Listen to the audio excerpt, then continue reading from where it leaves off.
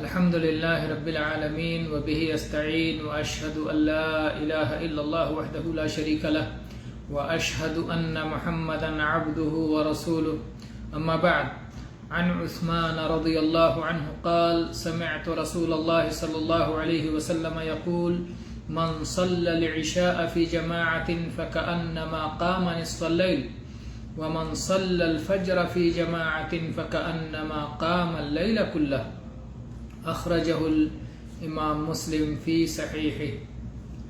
گرامی قدر مشاہدین، ابھی ہم نے آپ کے سامنے ایک حدیث پڑھی ہے جسے امام مسلم رحمہ اللہ نے اپنی صحیح میں روایت کیا ہے۔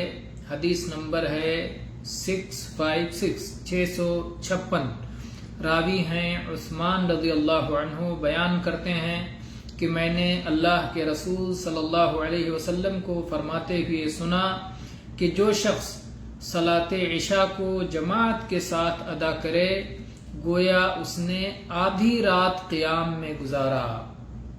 آدھی رات، نصف شب، نصف اللیل۔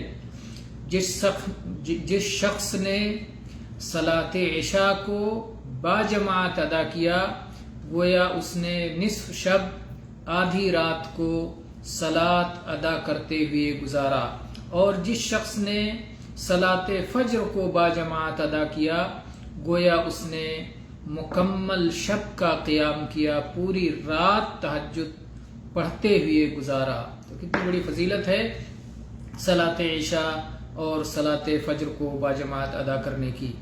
اللہ تعالی ہمیں اس کی توفیق عطا فرمائے، آمین۔ وآخر دعوانا ان الحمد للہ رب العالمین، صلی اللہ علی نبینا وسلم۔